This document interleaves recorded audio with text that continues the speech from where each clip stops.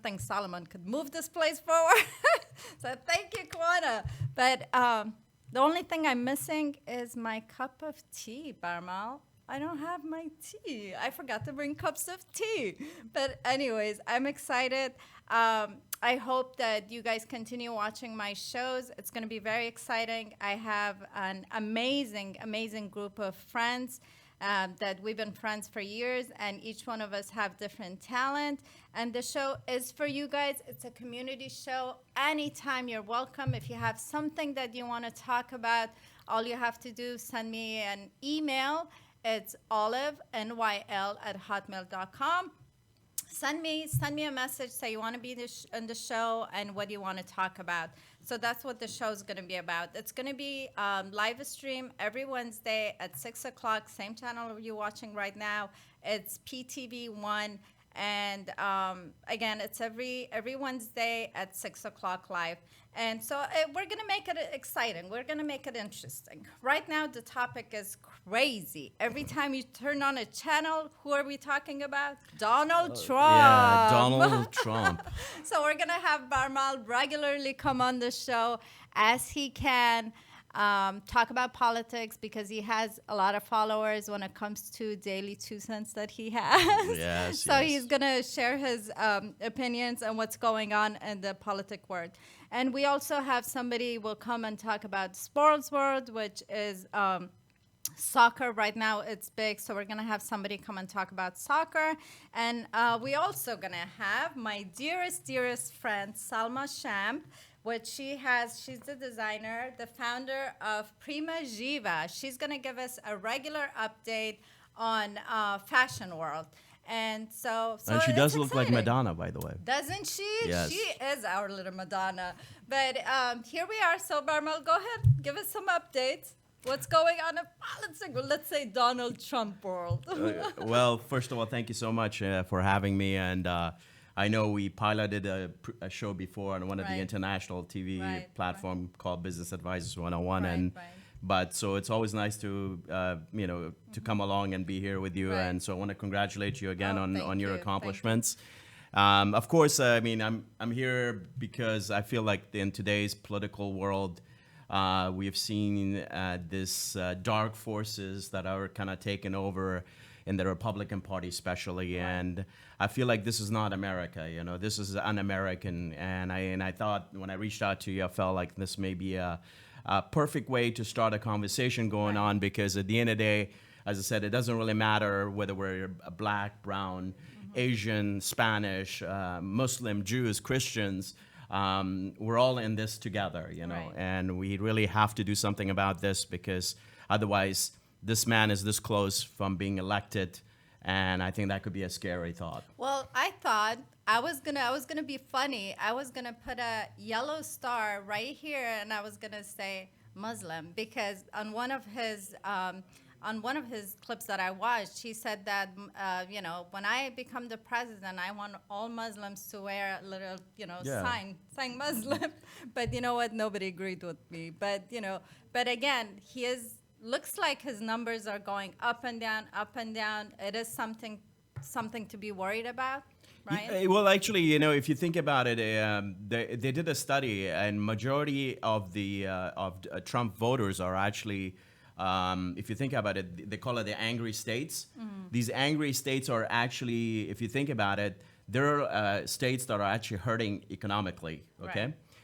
So basically, these are the states where that they used to have a lot of manufacturing jobs, but perhaps a lot of those manufacturing jobs have left, gone overseas. So that's why a lot of these voters are. Oh, I see what you're saying. A lot of them, because of the manufacturers, came from China and from other went to countries. China or other countries. And what he's saying that I'm going to bring all those to be manufactured in the United States. So those are the people that actually voting for So in other words, you could in one sense you could sympathize with these voters. They do have. I mean, at the end of the day, we do have an income inequality in this country. Right.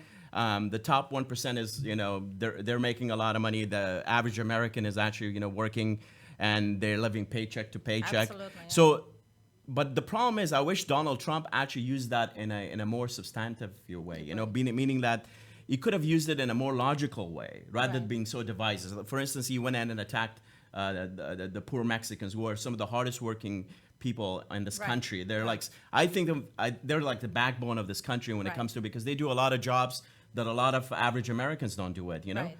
So Right. that being said, then he went after the Muslims. Of course, Hitler did this way back in the 1920s and 30s, and he used the Jews as a scapegoat Right, for right, for the right. anger that there was in Germany at that time. So in essence, And that's where I gotta be funny. That's where I got my idea. I wanted to put in little stars, just like Jews' time. I was gonna put Muslim, you know. So.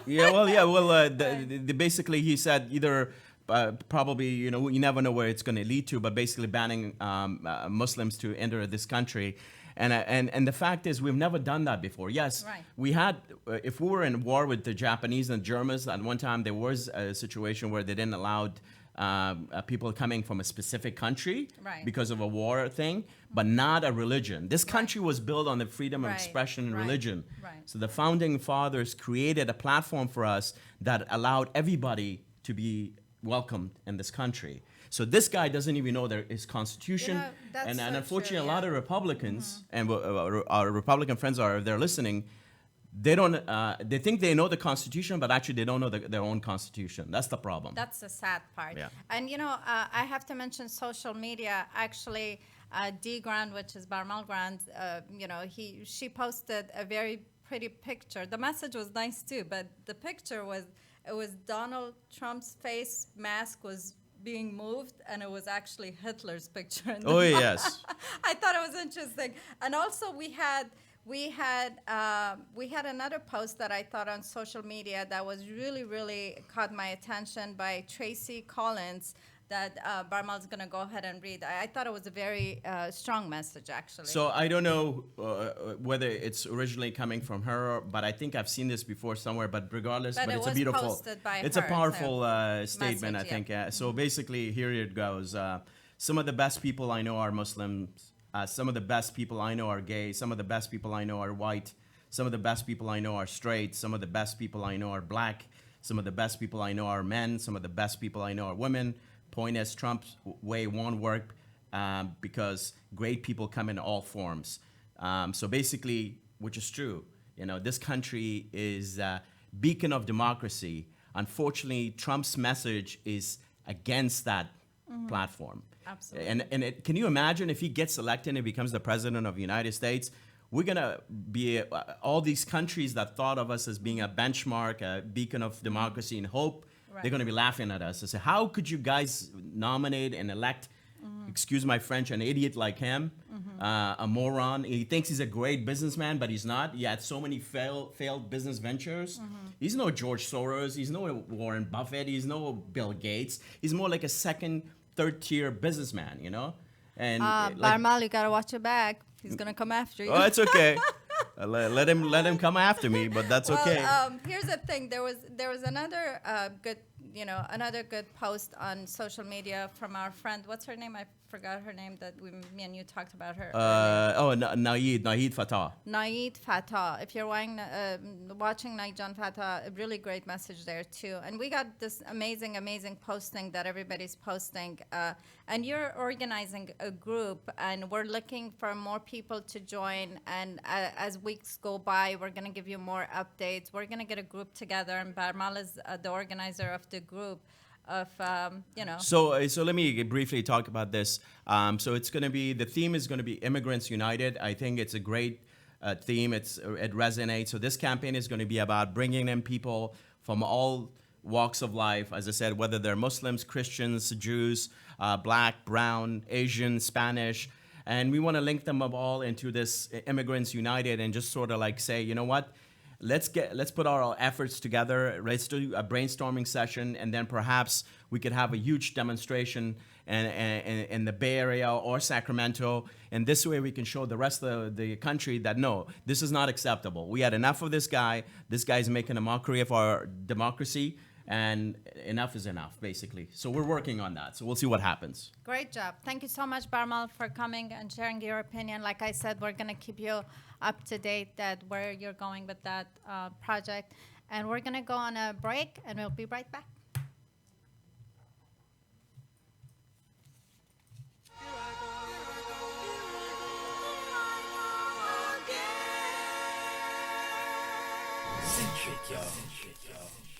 I go by Centric, represent Free at Last Music. I'm here in the studio with my man C Keys, and we're working on Black Dynamite album. Came from an idea that C Keys had. We were talking about movies one day, and Black Dynamite, the movie, came up, so the group's called Black Dynamite. That's what I want to share with the world. Like, forget the money and the success. I can do that being a brain surgeon or anything I apply my life to, but to passionately express myself from my innermost parts, and people feed off that energy. Absolutely. I visualize the visualist, the mental of a mentalist, the instrumental with the sickest visions of my inner gift admit. It's just a figment of me spazzing with a pad and pen. Then again, I fit it like adrenaline and feminine, no feminism in them. Individual, not Eminem. When I spit it, they offend them, cause my lyrics hard as him. Flip a different instrument like when I'm flipping ligaments. To lift 300, this is Sparta, sparring with a spat. Dang. What people can expect from this album is a lot of good soulful hip-hop. Dope lyricism, people who's fan of the golden era of hip-hop, that's what people can expect from this album. It's me and my man C Keys. He's from SAC and he's a dope MC. I'm the producer of the group and an MC as well. It's gonna be between 15 and 20 tracks. Very few skits. We got my man Planet Asian on there, Chino XL, Sadat X, Tash from the Licks is on it, as well as members from the Free at Last music group too, so Trife might be on it. A couple of other people might be on it, but it's gonna be dope. Before the album comes out, we're gonna re-drop the single, but it's gonna be like a remix, and it's gonna feature Tash from the Alcoholics. And after that, we'll go into the full project. My favorite Black Dynamite track? That's tough. I'm gonna say McFilthy's probably my favorite Black Dynamite track, only because of what I did vocally on it. But that song in particular I was in my zone, so to speak. So I really got off with the bars on that one. So, you know, it was a fun song to make. And it's real crazy. I mean, the song is bananas. Like, when I hear it, it makes me want to, like, throw something. Like, throw a chair, throw a couch at the window or something like that. Like I feel like I'm turning into Hulk, like, when I hear that song. Like, it's crazy. It's a totally adrenaline rush.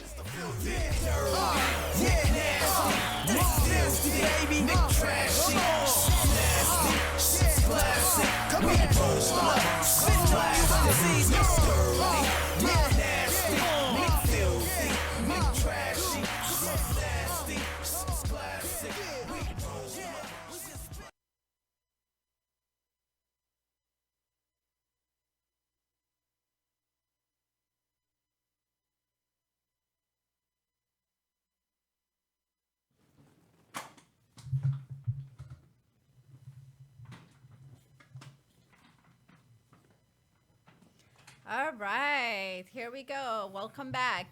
And I hope the clip that you just watched, you liked it. A gentleman that I just connected this morning with, Chris Lowry. He sounded beautiful to me, amazing young man. And that was his clip. Thank you so much for sending your clip to me. And we're gonna hopefully have him on one of our shows soon. I'm looking forward to it. And now we're here with Jose. Hi, and Hi, welcome, Jose. Well, I'm happy to be here. Jose de Dios. Well, Jose is here to tell us about Live Sharks Tank. And a lot of people inboxed me, sent me messages, because they were so excited about, they watch a lot of Shark Tank shows on TV, and we wanna, I guess for our viewers, a lot of them had questions, and Jose asked me earlier what kind of questions you're gonna ask me, and you know, sometime I think it's better just to be real and talk about real situations instead of planning it ahead of time, because, you know, that's what the people like to hear. So they wanted to know the difference. What's the difference between live Shark Tanks events that are happening in San Francisco very often? A lot of time, I know I've been there. A lot of people go, they have a really good time, and they just want to know, I guess, the difference. Okay, great. So the main difference between the two is that one is made for TV. It's a television show. There's a lot of editing, clipping, and whatnot. So when you see the show, the Shark Tank show on television, it's been edited. The live Sharks Tank, so it's plural, Sharks Tank show that we do is a theater show.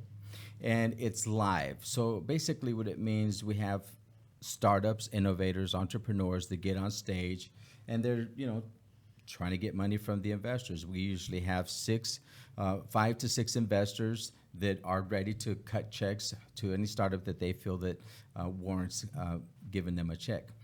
And we've had investors cut checks on stage. We've had investors cut checks for $25,000, $35,000, $40,000, $100,000, and $250,000. Wow. All right. So you're saying that if I have a line under Olive, it's gonna be a person's shoes.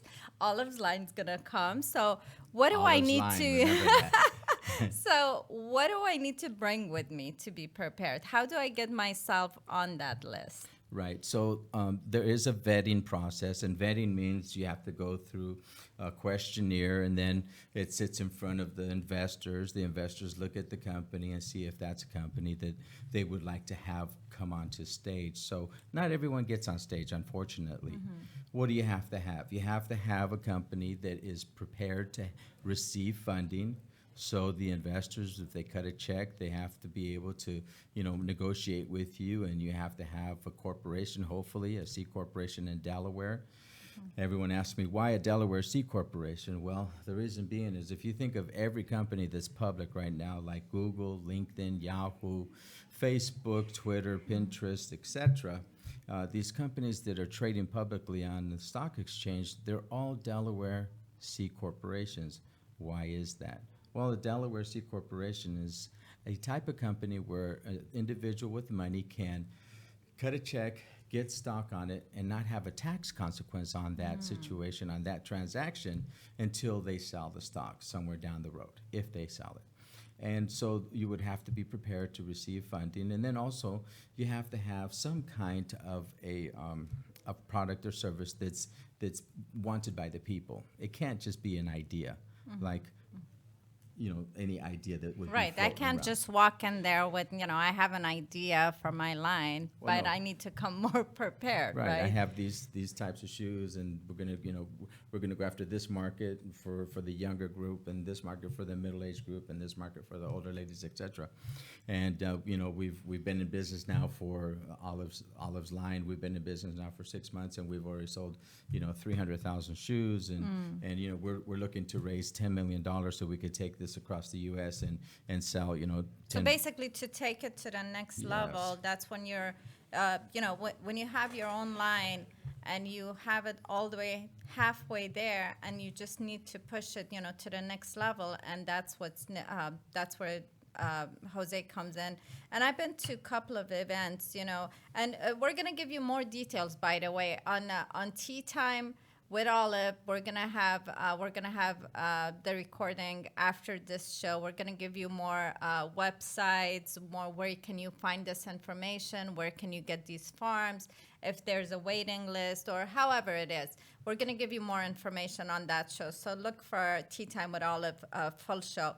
But for our viewers right now, Jose, tell us when they come to the event, is it only in San Francisco and Ruby Skies, or is it anywhere else in Bay Area? So no, right now we do the event the third Friday of every month. We've been doing it consecutively now for 33 months. We've had amazing success coming from the event. Right now we have a contract with Ruby Sky to run there. We'll probably go there through the summer and see how things look coming out of the summer. We'll be going on 2 years at Ruby Skies. It's a great theater. Most people don't know, but it was built in 1898, so it's been around. Wow, I Yes. didn't know that. It is beautiful in there. It is yeah. an amazing theater. You go there as a nightclub, it's dark and loud music, so you Right, don't really right, get to enjoy right. it, but it's an amazing theater. Right. Oh, so that said, one of the other aspects of our event that makes it really unique is that we have a room full of people. And not necessarily innovators, but audience, people that would come and go, I'm interested in what's going on. So we usually average between 200 to 300 people that come to our event to look at what's going on, how, and maybe they have an idea of wanting to get involved. That being said, Right. the government passed a law. It's called the Jobs Act, and it's Title III of the Jobs Act.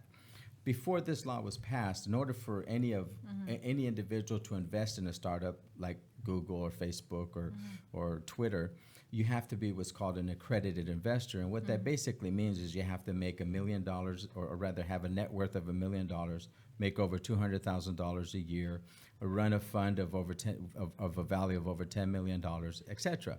So it was limited to some very wealthy individuals in order to invest in these early stage startups. Right. And of course, they would make a lot of money if it goes public.